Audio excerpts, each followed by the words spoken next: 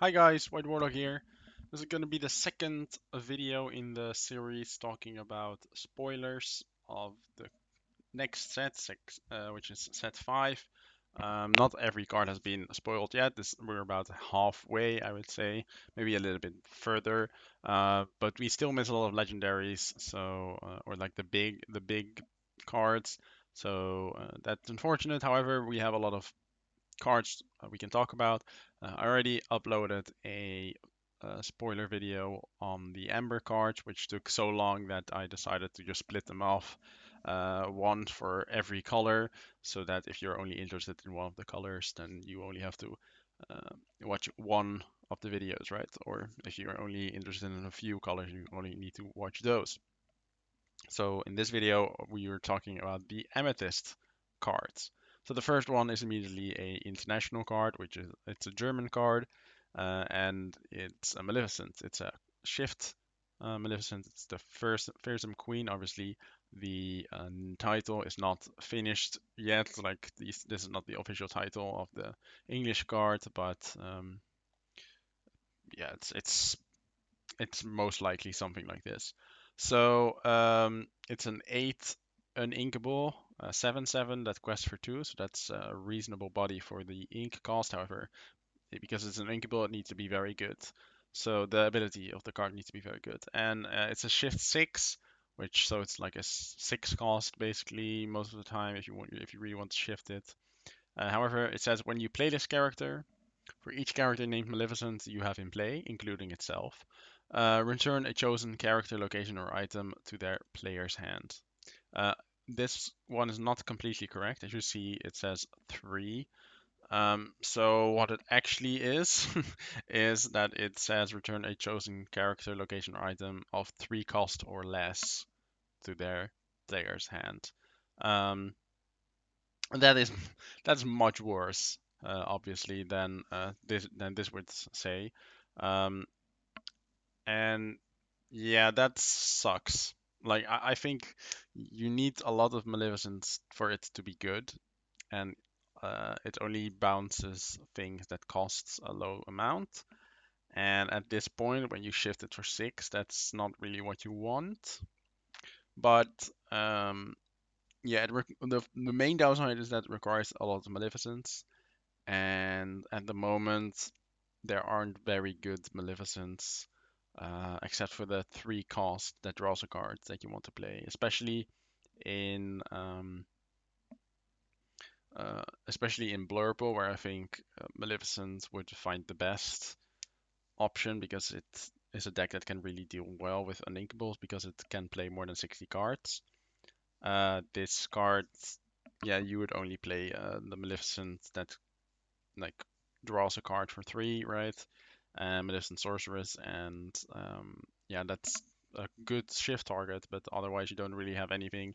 If you would play this in red purple, then you only have maybe Maleficent Dragon, and Maleficent Dragon is way better than this card would be to shift on it. So um, yeah, that's not worth it. And also the Maleficent Dragon um, is played after you would have been able to play this. So I don't think this card is any good. 8 uninkable is just really bad, and the shift doesn't really make it much better. So next card is also a international card. It's Merlin. It's French, and it's a 3/3 for 4, and that quests for 2. So that's fine. You rather want more, but you don't. The 4-drop slot doesn't really have that good stats. Any 4-drop card doesn't really have any good stats. So its ability is when you play this character and when he leaves play, so just like every Merlin, you may look at the top 2 cards of your deck, put one on the top and one at the bottom. So that's worth like 1/3, no, sorry, 2/3 for card draw ish, maybe a little bit less in Lorcana, maybe half a card draw. So it's like a much worse rabbit. I think the problem is that you just don't have, you don't need it at the moment in your lists. And you don't really have the room for another 4 cost, especially because we're already playing 4 goats and 4 rabbits in purple decks. Um, yeah, I don't think you want to play this one instead of one of those. Maybe if the Merlin shift becomes way too important in Blurple, for example, you might play these. But I don't think so. I don't think you want to play this one. But it's very good. It's pretty good in limited, so I would definitely play it in limited. All right, the next one is Bruni, which is a 2/2 for 4 that quests for 2. However, it is evasive, so the 2/2 matters a lot less, or the 2 attack, the 2 defense as well. But obviously, it dies to grab your sword, which is a bit unfortunate, or like Storm Rage on, for example. And in metas where that can really make a difference, it really makes a difference, and that makes Bruni almost unplayable. So that's very meta dependent. And the ability, except for evasive, is that it says whenever this character is banished, you may draw a card. So basically, it could go for 4, but it has evasive and it quests for 2. It could maybe see play. It's very good and limited, I would say.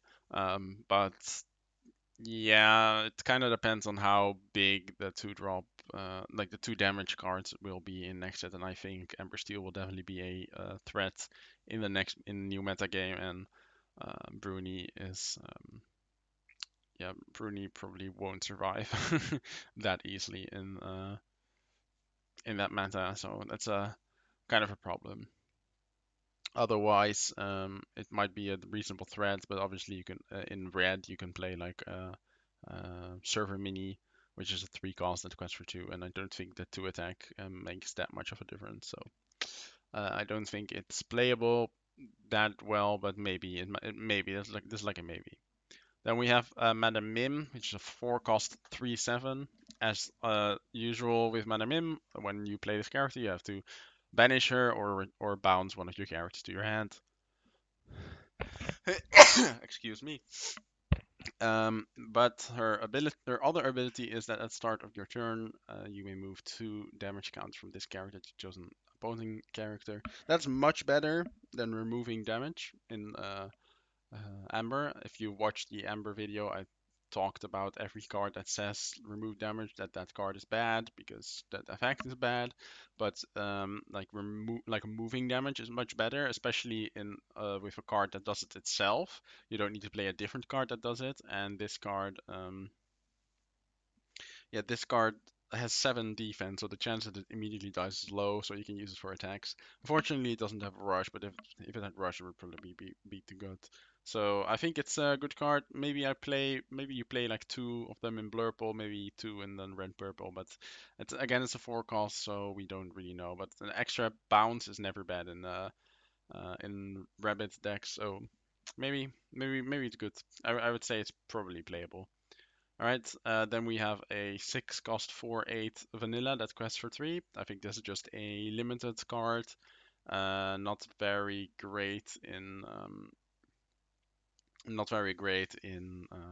constructed, except for maybe like a Madrigal deck, like it can act as a finisher, like a 2-off or something. But otherwise, I would not play it.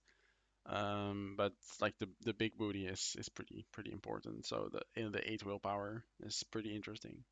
Right, then we have another Elsa, a 5 cost 2/5 that quests for 1, and it has rush and evasive, so that's good. Um, and it says whenever you play this character, exert chosen opposing character. That is amazing. This is basically a super goof plus or like a Peter Pan Shadow. Let's say Peter Pan Shadow plus Pinocchio in one card, and it's inkable. I think this card is pretty good. I would definitely play it. Especially in decks where you don't really have much removal. This is kind of your removal piece. If you have like a crab, you can run into something to give this even more attack that might be relevant. Otherwise, rush evasive makes it so that it probably survives the turn after as well. Yeah, I think it's pretty good. And in Blurple, you can even use it as a shift target after you've used it to kill something. So yeah, I think it definitely has potential. Then we have another German card, Genie, Legendary. It's a 7 cost uninkable, and it says whenever this character is exerted, your opponents cannot ready their characters at the start of their turn. So this offers like a lock potential. However, exerting this character before it dies is quite hard in my opinion, and it requires a lot of setup that's currently not really there. There's not really a card that offers you the ability to um, effectively exert your own characters with a benefit, because normally you would never play a character or card that only exerts your characters for no reason. Again, signed like the contract, binding contract, I think, in purple, requires your character to be ready already, to be like ready already to exert. So then it doesn't really matter anymore. Otherwise, you would need another ready character that can exert from that binding contract, so that you can exert your genie. And I don't think that is good enough. So unfortunately, not uh, not a card I would play, but it has some potential to be a quite annoying lock card. So if it becomes meta, you need in your deck cards that can deal with it. However, because it's just a 5/5, it can just get killed by Maui, for example. So that's a big problem. Then we have Monstro, which is just a 5/6 for 1 vanilla card. Again, vanilla cards are not playable in Constructed unless they're insanely overstated, which this card is not. Then a Magic Add a Spell. It's a 4 ink cost, 2/5 that costs for 1, which is reasonable stats. Like you would have wanted this to be 2, like, but then it might be a little bit too good. However, its effect is what makes this card insane, which it says during your opponent's turn, if an effect would cause you to discard 1 or more cards from your hand, you don't discard at all. I expect green yellow discards to remain a deck in set 5, and as I said, I expect Ember Steel to be a deck in set 5, and this completely destroys Whole New World and just completely annihilates Ember Steel, sorry, Ember Yellow, Emerald, the discard deck, because they can't really deal with it that easily. And yeah, they need like a Muses, for example, and then sing a song to bounce it. Um, After that song is already activated, so they can't use a discard song, for example. And against Wheel, you don't need to discard your hand, so you just draw 7 cards for free. So this card just completely destroys wheel decks, and in Blurple I will definitely play at least 2 of this card. And if Ember Steel or discard decks, for example, become big, then you play maybe 4 off, because uh, that this effect is just insane, and I would definitely play this card 100%. Um, as long as the meta allows, as long as there's a meta that has some discard, you want to play at least 2 of this card in Blurple, and probably also in Red Purple, because Red Purple has a problem dealing with wheel. So if you can keep your hand, that's insane. Um, Right, this is another Maleficent. It's a 2/2 for 2 that quests for 2, otherwise it's vanilla. There are already cards that do this that are better, like the pig, I don't know its name, but the one that can shuffle itself when it dies, which is basically just this but better. The only thing that's relevant is that's Maleficent, but the shift Maleficent is still not good enough in my opinion for this to make for this to be playable. Then we have Rafiki, which is a 1/4 for 4 uninkable. It has Rush and it quests for 2, and it says whenever you play this character, he gains Gender +4 this turn. In my opinion, this is just like Zeus, like a little bit better probably, but otherwise, well, actually, maybe it's worse than Zeus. It might be worse than Zeus, actually. Yeah, it's just not good. For an inkable for an effect like this is not good enough when you have Fox in, yeah, Fox or like Maui, for example. So yeah, I don't think this is playable. Then we have the last international card of purple, which is Anna. It's an Italian card, and it says when you play this character, each opponent chooses and exerts one of their ready characters. Um, okay, sure. This is like worse Pinocchio, basically. The only thing this gets around is ward if your opponent only has one ready character, which is a ward character. But otherwise, I would just play Pinocchio. This just worse Pinocchio. It costs 3 instead of 2, and the 2 extra defense doesn't matter. Like it's the effect why you play this card, and um, yeah, sad. It's just sad. This doesn't do really anything unless war becomes so much of a problem that you need to play this. But at that point, if they have one other non-ward character, um, that is ready, then they can just exert that one. So I don't know. I don't like it.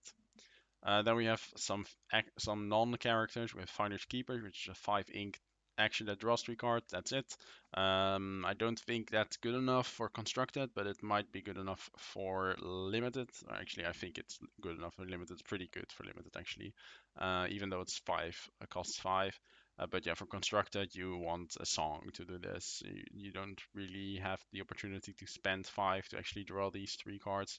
Maybe in like an aggro deck, you can play some of them when you run out of cards, and you can use it for ink if you don't run out of cards, but otherwise, I would not play it. Then we have one of the most recent ones, which is We Know the Way. It's a song for 3, and it says shuffle chosen character from your discard into your deck. Reveal the top card. If it has the same name as the chosen card, you may play the revealed card for free. Otherwise, put it in your hand. So it's basically a 3 ink draw one for with a very big upside if you can play it for free. However, um, unless you play a deck with like 20 Merlins, this card's probably not good enough. Again, because you have to shuffle, you can't like manipulate the top card of your deck and get it for free 100%. However, it does allow for a infinite combo for actions. If you have 0 cards in your library or in your deck, you can use know the way on We Know the Way and infinitely play We Know the Way with this card. Obviously, that's only relevant if you have a card like the yellow chicken, I guess, that says whenever you play a song you gain a lore. That's kind of what you want it for, but otherwise, yeah, not good. Probably not good enough unless we are going to turn into decks that have like 20 or even more of the same named character. Then we have a 2 cost item, Amethyst. It says exert, each player may draw a card. This card is pretty good in my opinion. Howling Mine has always been a good card in Magic, and I also think it's good in Lorcana. But it needs some build around. You can't just play it normally, because otherwise you also give your opponent a card every time. Like if you can play it in a discard deck somehow, then maybe it's a little bit better in that regard. Otherwise, you might play it in a aggro deck where you run out of cards more, so the impact is a little bit bigger for you. But yeah, I think it's a good card, especially because it's inkable. So it definitely will see some play in some um, Amethyst decks. Maybe not Ruby Amethyst, but probably some Amethyst deck. And then the final Amethyst card is Elsa's Ice Palace, which is a 1 cost to move and 4 cost to for defense, sorry, and it costs 3 to play. It's also, is it an ink? Yeah, it's an inkable, which is a bummer. And it says when you play this location, choose an exerted character. While this location is in play, that character can't ready at the start of their turn. So you can basically lock 1 card with this location. However, the location has 4 defense, and it will just probably die instantly. So I think the 4 defense is too little, especially for an uninkable card. So I would not play this card. All right, those are all the Ember cards.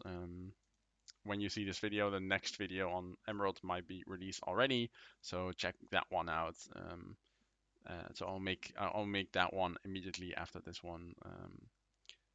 Let me know what you think of these cards, and if you think I've missed like a special use of a card I said was bad.